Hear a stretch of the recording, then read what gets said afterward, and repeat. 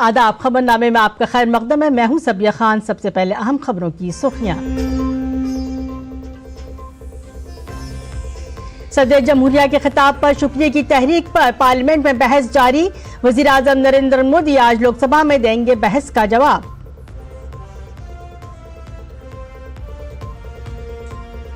जम्मू कश्मीर में सिक्योरिटी की सूरत हाल का जायजा लेने के लिए वजारत दाखिला में अहम मीटिंग आज। वजीर दाखिला अमित शाह करेंगे मीटिंग की सदारत।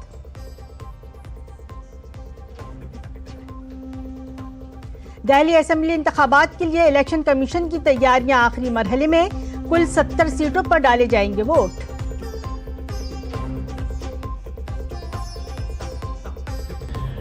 उत्तर प्रदेश के वजीर आला योगी आदित्यनाथ आज संगम में करेंगे पूजा।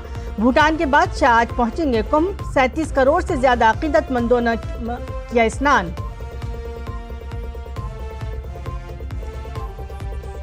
ट्रंप ने कनाडा और मेक्सिको पर आयद टैरिफ पर 1 माह की लगाई पाबंदी। दोनों पड़ोसी ममालिक ने सिक्योरिटी की कोशिशों को बढ़ाने पर किया इत्तेफाक।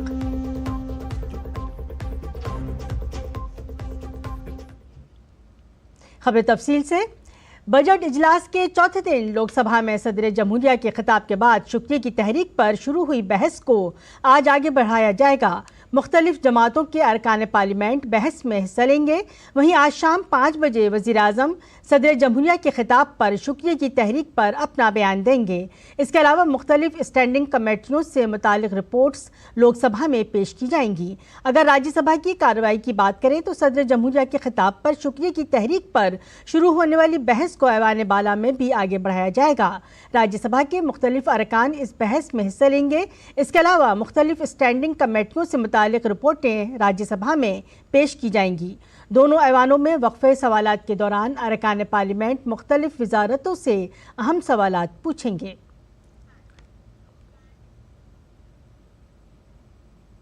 मरकजी वजीर दाखिला अमित शाह आज जम्मू कश्मीर में सिक्योरिटी की सूरत हाल का जायजा लेंगे, जहां हालिया दिनों में दहशतगर्दी के कुछ वाकयात हुए हैं। अमित शाह दहशतगर्दी के खिलाफ जीरो टॉलरेंस पॉलिसी की मौजूदा सूरत हाल और दहशतगर्दों के खिलाफ जारी कार्रवाइयों पर तबादले ख्याल करेंगे। ये जायजा मीटिंग जनूबी कश्मीर के कोलगाम जिले में दहशतगर्दाना हमले के 1 दिन बाद हो रही है। गुज़श्ता रोज इस हमले में साबिक फौजी मंसूर अहमद विज हलाक और उनकी अहलिया और भतीजी जख्मी हो गए थे। जम्मू कश्मीर के lieutenant governor Manoj Sinha, Jammu Kashmir police, फौज, सेंट्रल रिजर्व पुलिस फोर्स और वजारत दाखिला के सीनियर अफसरान मीटिंग में शिरकत करेंगे। 19 दिसंबर 2024 को आखिरी जायजा मीटिंग के दौरान शाह ने तमाम सिक्योरिटी एजेंसियों को जम्मू कश्मीर में दहशतगर्दी को ख़त्म करने के लिए मजबूत अंदाज में काम जारी रखने की हिदायत दी थी। पार्लियामेंट में बजट इजलास के दौरान लोकसभा में हिज़्ब इख्तिलाफ के लीडर राहुल गांधी सदर जमहूरिया के खिताब पर शुक्रिया की तहरीक पर बहस के दौरान दिए गए अपने बयान पर तनकीद की जद में हैं। राहुल गांधी ने चीन, SC, ST और OBC महाराष्ट्र में वोटरों में इजाफा, मेक इन इंडिया की नाकामी, बेरोजगारी समेत 6 मसाइल पर हंगामा खड़ा किया। राहुल गांधी चीन के मामले पर अपने बयान पर तनकीद की जद में हैं।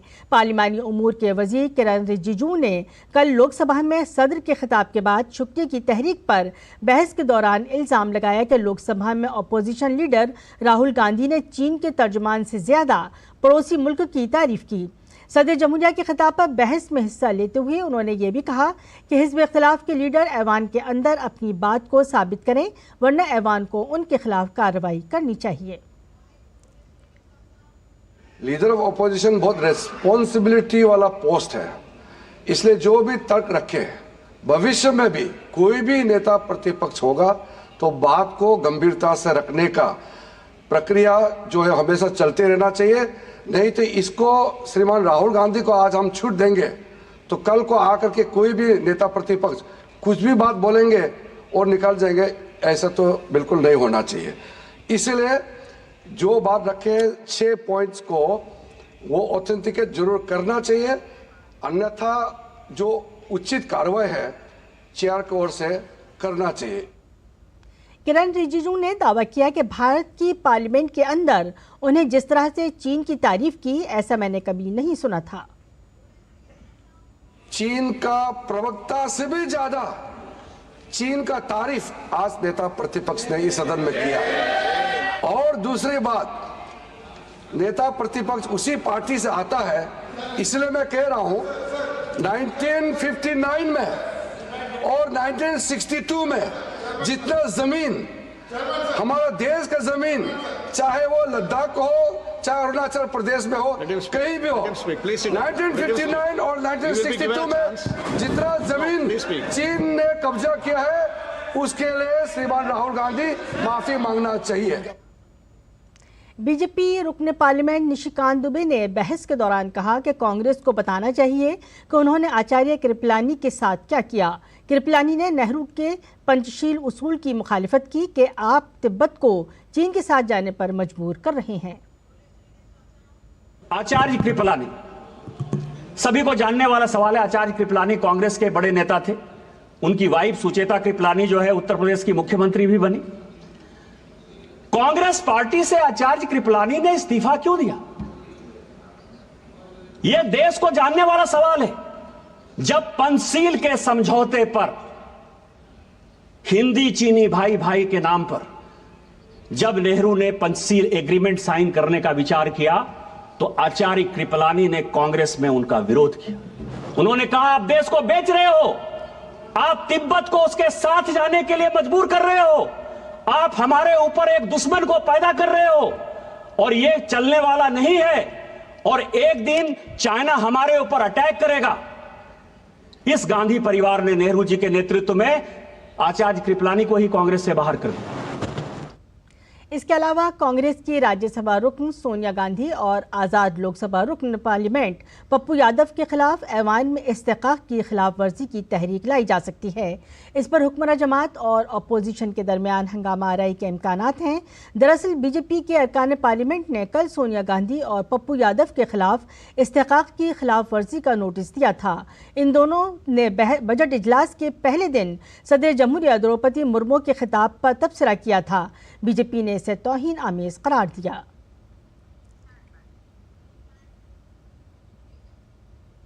दिल्ली में कल होने वाले 70 रुकनी असेंबली इंतखाबात को आसानी से कराने के लिए तमाम इंतजाम किए जा रहे हैं। वोटिंग कल सुबह 7 बजे से शाम 6 बजे तक होगी। इस दौरान 1,56,00,000 से जायद वोटर्स 699 उम्मीदवारों की किस्मत का फैसला करेंगे। इस सिलसिले में इंतखाबी मुहिम कल शाम खत्म हो गई। गुज़श्ता रोज़ इंतखाबी मुहिम के आखिरी रोज़ तमाम जमातों ने अपनी पूरी ताकत लगा दी। असेंबली इंतखाबात के वोटों की गिनती हफ्ते को होगी। पुलिस ने वोटिंग के लिए तमाम तैयारियां मुकम्मल कर ली हैं। वोटिंग की सिक्योरिटी के लिए 200 से जायद नीम फौजी दस्ते तैनात किए गए हैं। साथ ही बड़ी तादाद में दिल्ली पुलिस के जवानों को भी तैनात किया गया है।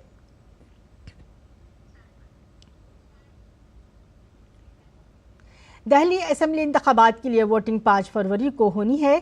पुलिस ने वोटिंग के लिए तमाम तैयारियां मुकम्मल कर ली हैं। वोटिंग की सिक्योरिटी के लिए 200 से जायद नीम फौजी दस्ते तैनात किए गए हैं।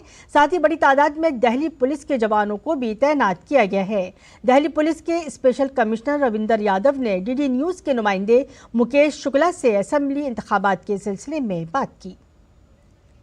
5 तारीख को होने वाले दिल्ली विधानसभा चुनाव को लेकर के चुनाव प्रचार थम गया है, लेकिन अब 5 तारीख को वोट होना है। उसको लेकर के क्या कुछ खास इंतजाम है और इस दौरान क्या कुछ प्रिवेंटिव एक्शन लिए गए, उस पर बात करेंगे special CP law and order zone 1 Ravindra Yadav ji से। सर, अभी तक का जो 1 महीना आपने बताया बहुत क्रूशल था, आपने ऑन टो काम किया, किस तरह से पूरे चैलेंजेस को फेस किया और आगे की क्या तैयारी? खास बात ये भी कि इस इलेक्शन के दौरान बहुत ही लिमिटेड कॉल और केसेस, जबकि इलेक्शन बहुत फियर्सली कंटेस्टेड है।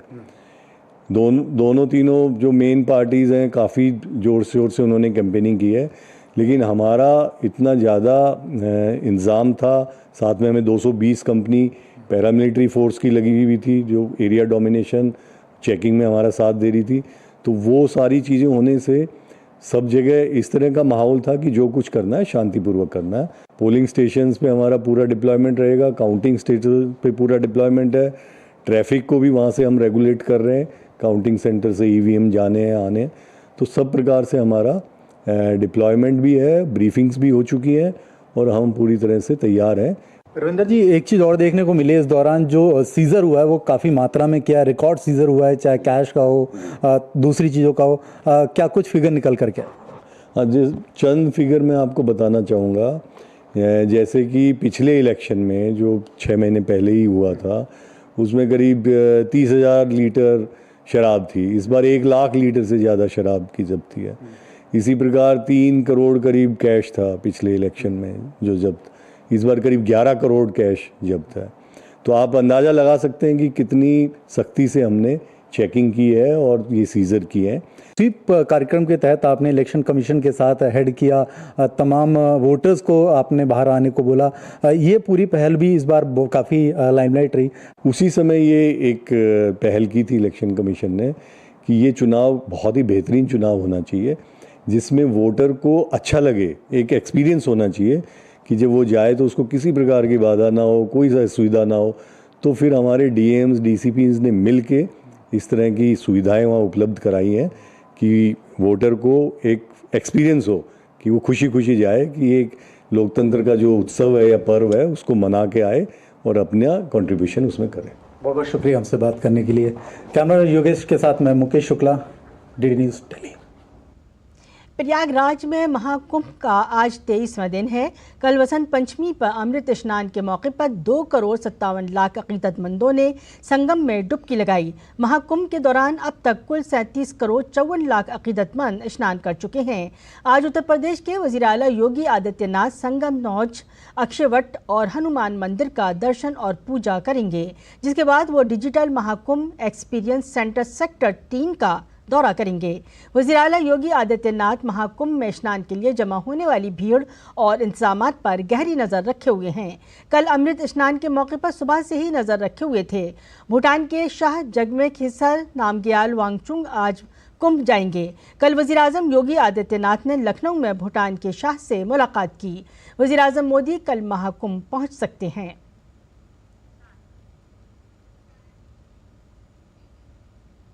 हर साल 4 फरवरी को कैंसर का आलमी दिन मनाया जाता है। भारत के पब्लिक ब्रॉडकास्टर प्रसार भारती ने कैंसर के बारे में बेदारी पैदा करने के लिए मैक्स अस्पताल के साथ हाथ मिलाया है। इस मौके पर प्रसार भारती के चेयरमैन नवनीत कुमार सहगल ने टावर ऑफ होप को रोशन किया।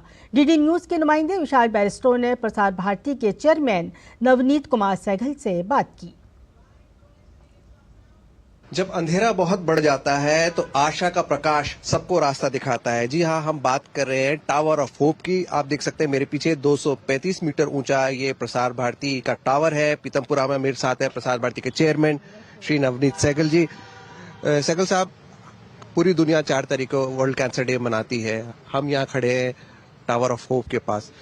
बतौर पब्लिक ब्रॉडकास्टर हमारा क्या और इम्पोर्टेंट रोल हो सकता है? देखिए, as a independent public broadcaster हमारा ये दायित्व भी बनता है कि हम समाज के सभी वर्गों तक अवेयरनेस पहुंचवाएं। जो सामाजिक मुद्दे हैं, जो व्यक्तिगत हैं, पर्सनल हाइजीन, ये सब मुद्दे जितने भी हैं इनके बारे में हम अवेयरनेस क्रिएट करें। तो ये बड़ी अच्छी अपॉर्चुनिटी आई। हमारा दिल्ली का सबसे ऊंचा टावर है, हमारा पीतमपुरा का जो ट्रांसमिशन टावर है। मैक्स हॉस्पिटल ने एक प्रस्ताव रखा कि वो इसको कैंसर अवेयरनेस के लिए पिंक कलर से इनको लाइट करना चाहते हैं। तो कैंसर एक ऐसी बीमारी है जिससे कि हर आदमी, हर देश का नागरिक डरा हुआ महसूस करता है। लेकिन उसके साथ साथ ये भी है कि अभी इतनी खोज हो चुकी है, इतनी दवाइयाँ आ चुकी हैं, सरकार ने भी बहुत प्रयास किए हैं, कैंसर की दवाइयाँ सस्ती कर दी हैं।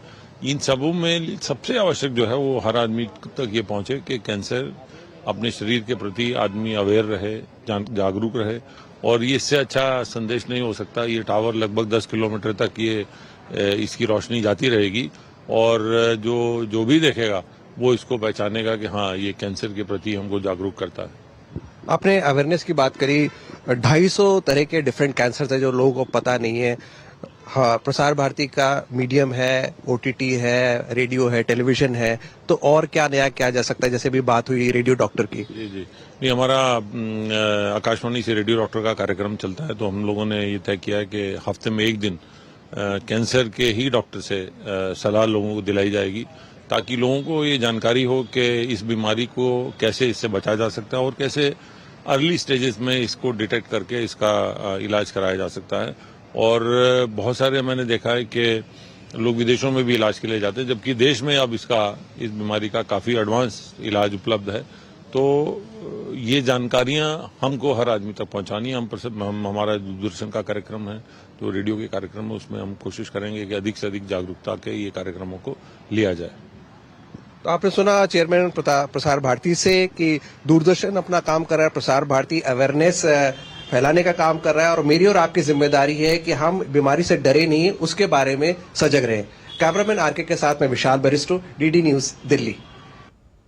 नई दिल्ली के आलमी किताब मेले में चिल्ड्रन बुक ट्रस्ट का स्टॉल भी तवज्जो का मरकज बना हुआ है। यहाँ बच्चों के लिए बहुत सी किताबें मिल सकती हैं। इसे बच्चों की कहानियों की किताबों का सबसे कदीम पब्लिशर भी कहा जाता है। CBT का मकसद क्या है, इसका जायजा लिया हमारे नामनिगार गिरीश निशाना ने।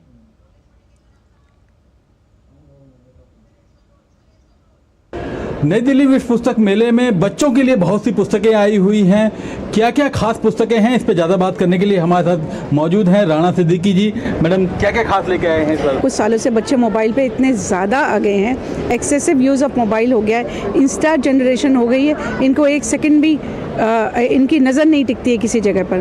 तो अब हम लोगों ने ये सोचा है कि CBT पूरी तरह से अपने आप को रीएनर्जाइज कर रहा है, रीवैम्प कर रहा है।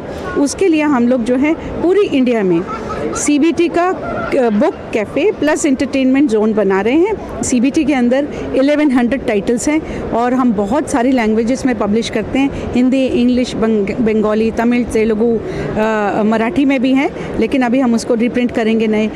उर्दू में भी किताबें हैं लेकिन अभी कम है, हम और ज़्यादा डिमांड्स आने पर और भी करेंगे। इसके अलावा हम लोग, हमारी प्रेजेंस ऑलरेडी है internationally, Singapore, Malaysia, UK, US और 2-3 और फॉरेन कंट्रीज़ हैं। इसीलिए अब हम जो अपने आप को रीएनर्जाइज कर रहे हैं, उसमें हम ये कर रहे हैं कि एक्सपैट्स के लिए स्पेशल हमारी स्कीम्स होंगी। हम बाहर से बच्चों को लेकर आएंगे, बच्चे हमारे कल्चर्स के बारे में जाने, इंडियन हेरिटेज के बारे में जाने और इन किताबों के ज़रिए जो इंडियन मॉरल वैल्यूज़ हैं उसको भी जाने। इसके लिए भी हम दिल्ली के अंदर कोशिश कर रहे हैं और पूरी भारत में ये रेप्लिकेट होगा। अगर आप भी इस नई दिल्ली विश्व पुस्तक मेले में आ रहे हैं तो चिल्ड्रन बुक ट्रस्ट का ये स्टॉल देखना ना भूलें। आपको यहाँ आपके बच्चों के लिए तो बहुत सी पुस्तकें मिल ही जाएंगी, साथ ही आपको यहाँ बहुत सी ऐसी जानकारी मिलेंगी जिससे अभी तक आप अछूते हैं। कैमरामैन सौरभ बख्शी के साथ गिरीश निशाना, DD न्यूज दिल्ली। शंघाई ताउन तंजीम यानी SCO के सेक्रेटरी जनरल नूरलान परमेकबाइफ अपने पहले सरकारी दौरे पर दिल्ली में हैं। सेक्रेटरी जनरल नूरलान परमेकबाइफ आज से 7 फरवरी तक भारत के दौरे पर होंगे। अपने दौरे के दौरान परमेकबाइफ साउथ ब्लॉक में वजीर ख़ारजा डॉक्टर S जयशंकर से और हैदराबाद हाउस में वजीर ममलिकत बराए उमूर ख़ारजा कीर्तिवर्धन सिंह से मुलाकात करेंगे। परमेकबाइफ आलमी उमूर की भारतीय कौंसिल से भी खिताब करेंगे। वो अपनी आमद पर राजघाट पर गुलहाई अकीदत भी नजर करेंगे। इससे कबल 16 अक्टूबर को वजीर ख़ारजा S जयशंकर ने इस्लामाबाद में 23वीं SCO council of head of government meeting के दौरान भारत के ताउन को उजागर करने वाले 8 नताइज के दस्तावेजात पर दस्तखत किए थे। किसानों की आमदनी को बेहतर बनाने और उन्हें खुशहाल ज़िंदगी गुजारने के काबिल बनाने के लिए शुरू से ही मरकज़ी हुकूमत की ये कोशिश रही है। इस कोशिश में मरकज़ी हुकूमत की एक पहल इंटीग्रेटेड फार्मिंग सिस्टम है। उत्तर प्रदेश के गाज़ियाबाद की मंजू कैशप खेती के निज़ाम से हर साल लाखों रुपए कमा रही हैं और इसके साथ वो दूसरे किसानों की भी इसके लिए तरगीब दे रही हैं। पेश है हमारे नामनिगार शमीम अख्तर की ये रिपोर्ट। तालाब में मछलियों को दाना डालती ये खातून मंजू कैशप किसान बिरादरी से ताल्लुक़ रखती हैं। गाज़ियाबाद में फार्म लेडी के नाम से मशहूर मंजू कैशप इंटीग्रेटेड फार्मिंग का सिंबल बन गई हैं। ज़राअत की इस नई टेक्निक का इस्तेमाल करके ये हर साल लाखों रुपया कमा रही हैं। वज़ीर आज़म नरेंद्र मोदी से मुलाकात करने वाली और माही परवरी में शोहरत पाने वाली फार्म लेडी मंजू कैशप की कोशिश है कि वो ज़राअत का जदीद मॉडल पेश कर सकें, जिससे दही इलाकों में रहने वाले किसान लोग कम ज़राए में भी मुख्तलिफ नौ तरीक़ों से ज़राअत करके अपनी आमदनी में इजाफा कर सकें। देखिए मेरा इसको करने का एक उद्देश्य है, जैसे कि आप देख पा रहे हो मेरे पास ये तालाब है, तो मेरा एक तालाब को जो मछली पालन करने वाले फार्मर्स हैं उनकी एक सोच बदलनी है, क्योंकि उनका ये कहना होता है कि मछली की जो अगर खेती हम करते हैं तो बड़ी कच्ची फसल है वो, तो वो मुझे उनकी सोच बदलनी है, क्योंकि उनका ये कहना भी है कि हम ये खेती करीब साल भर में ले सकते हैं या फिर 8 महीने में निकलती है, लेकिन अगर हम साथ में ये चीज़ें भी करें तो हम महीने में भी या फिर 2 महीने में या फिर 2-2.5 महीने में हम ये कुछ ना कुछ इसमें से आमदनी ले सकते थे। मुझे माननीय प्रधानमंत्री जी की एक मत्स्य संपदा योजना के तहत मेरे को एक 10 लाख की योजना पास हुई है, जिसमें कि एक्वेरियम बनते हैं, रंगीन मछली की है, और उसमें महिला को 60% सब्सिडी मिली है, वो कि मुझे 6 लाख मेरे एक नए बिजनेस स्टार्ट करने के लिए मिले हैं। किसानों की आमदनी में इजाफे के लिए ज़रूरी साइंसी मरकज़ गाजियाबाद के इंचार्ज डॉक्टर प्रमोद कुमार जदीद तरीक़ेकार से ज़राअत पर जोर देते हैं। सभी किसान भाइयों को यही संदेश देना चाहूँगा कि जैसे कि श्रीमती मंजू कश्यप ने महिला होते हुए इतना संघर्ष और इतना अच्छा विकसित मॉडल किया है और अपने आय में इजाफा कर रही हैं, तो सभी किसान भाई भी अपनी आय दोगुनी करने के लिए, जैसे कि हमारे पीएम माननीय मोदी जी कहते हैं कि किसान भाइयों को अपनी आय दोगुनी करनी चाहिए, वो एकीकृत खेती पद्धति मॉडल अपनाकर अपनी आय बढ़ा सकते हैं। इंटीग्रेटेड फार्मिंग किसानों की जिंदगी को बेहतर बनाने के लिए मरकजी हुकूमत की एक पहल है। इसका मकसद है ज़राअत के मुख्तलिफ मराहिल, मसलन फसल की पैदावार, मवेशी परवरी, फल और सब्जियों की पैदावार, शहद की मक्खी की परवरिश वगैरह को इस तरह बढ़ाना है कि वे एक दूसरे के लिए लाजिम व मलजूम हो जाएं और माहौलियात दोस्त बन जाएं। इससे ज़राअत के तखमीने में कमी वाक़ हो सकती है। नीज़ इससे न सिर्फ आमदनी में इजाफा होगा बल्कि रोज़गार भी फराहम होंगे। जिस तरह से खेती कर रही हैं एकीकृत खेती, इसमें कई चीज़ें एक ही जगह पे लगाई जाती हैं, इससे इनको काफ़ी लाभ हो रहा है और ये सरकार की जो भी स्कीमें हैं उसका भी फ़ायदा उठा रही हैं। कैमरामैन मोहित उइके के साथ मैं शमीम अख्तर, DD न्यूज़ गाजियाबाद। और नाज़रीन, अब पेश है दिल्ली से शाये होने वाले उर्दू अखबारात का मुख्तसर जायज़ा।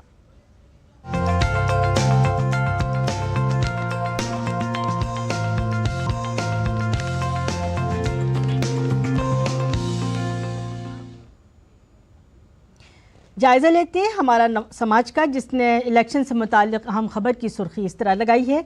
दिल्ली में इंतखाबी मुहिम ख़त्म, वोटिंग 5 फरवरी को होगी। इंतखाबी नताइज का ऐलान 8 फरवरी को होगा। जायज़े लेंगे रोज़नामा राष्ट्रीय सहारा का, जिसने आलमी ख़बरों को अहमियत देते हुए उसकी अहम खबर की सुर्खी इस तरह लगाई है।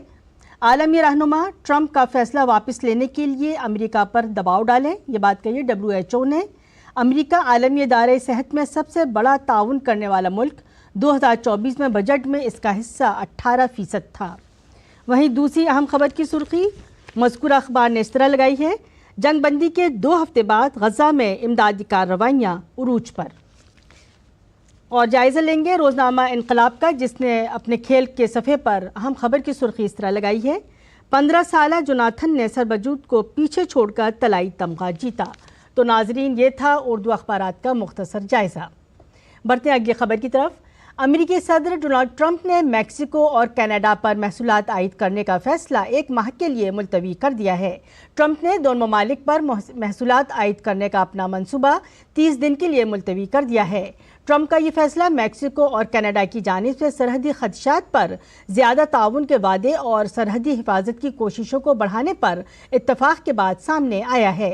डोनाल्ड ट्रंप ने गैर कानूनी इमिग्रेशन और मनीशियात की स्मगलिंग से मुताल्लिक कौमी सलामती के खदशात का हवाला देते हुए कनाडा और मैक्सिको से ज़्यादातर दरामदात पर 25% और चीन पर 10% टैरिफ का हुक्म दिया था। ये फैसला मंगल की निसफ शब से नाफिज होना था। इसी दौरान कनाडा और मैक्सिको ने जवाबी कार्रवाई में टैरिफ बढ़ाने की बात की थी, जिसके बाद तिजारती जंग का खतरा बढ़ गया था। और अब पेश है मौसम का हाल।